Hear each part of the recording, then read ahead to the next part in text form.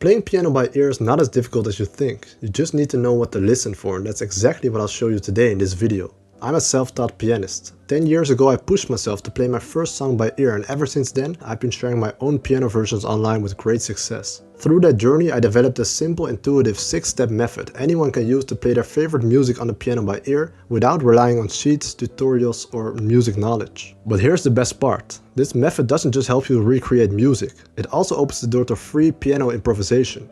The final step will show you how, so make sure to watch till the end of this video. Step number 1. Choosing the music. Before we get into the juicy steps, I first need you to pick the right piece. There are no limits to what you can play by ear, but it's important to keep the bar realistic, especially if you're just starting out.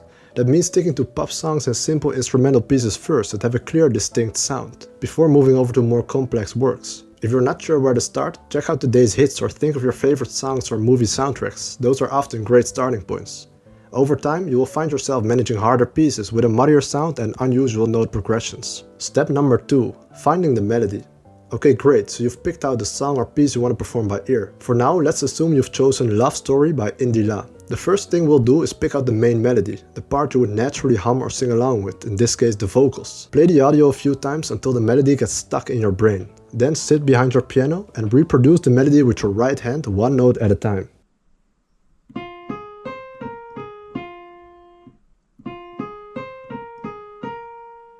If you think you found all the right notes, play the audio again and this time perform along with it. If all your notes blend in well, congratulations, you found all the right notes. If not and you hear some clashing between the notes, repeat the step and check again. Based on the melody alone, you are often able to identify the key signature of the piece. This refers to the scale of notes that the music was built on, such as E major or B minor. Knowing it will make the next steps a whole lot easier and far more predictable. To help you find the key signature, I've linked a free guide below with 5 clear steps you can follow, but keep watching, because later on I will explain how to use the key signature to improvise on the music freely.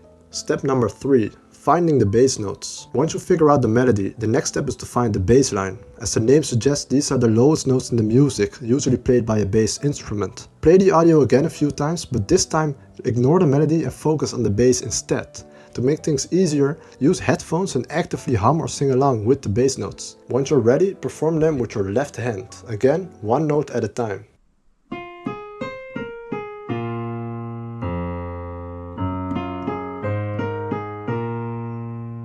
Make sure to repeat the audio again and perform along with it. If all your notes blend in well, you have found the right notes. If not, repeat the step and check again. If you struggle to hear any other notes than the melody, it's not your lack of talent but your lack of experience. The good news is you can easily fix this using simple practice material. To learn how, stick to the end of the video. Step number 4. Adding the chords. Right now you have the melody in your right hand and the bass line in your left. You can already recognize the music, but it still sounds blank. To fix that, play the audio one more time, but this time pick out any notes in between the melody and the bass line that you haven't played yet.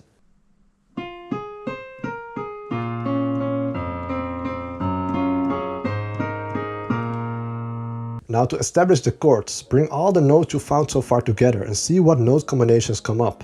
Usually different sets of notes will appear on every individual bass note. These different sets of notes are the chords of the music.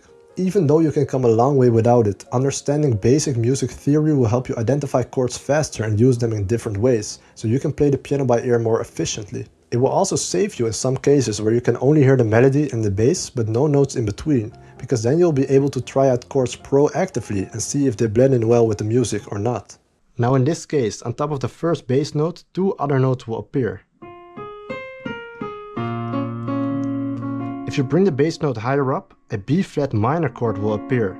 Now I know this is a B flat minor chord and not an A sharp minor chord, because based on the free guide below, I've identified that the key signature of this song should be B flat minor. For the second bass, we will only have 2 notes together. And 2 notes is not enough to identify a chord. However, if you know your music theory, you know that in 99% of pop music, this will either be an F major chord or an F minor chord. And if you play both of them alongside the original song, you will quickly identify that this should be an F minor chord. For the third chord, you will do the same, and you will identify that it should be a G flat major chord. Now for the last chord, we will have some help from the melody again, and a C note will appear on top of the bass note. And if you play these 3 notes together, An A-flat major chord will naturally appear, leaving you with the 4 chords that form this song.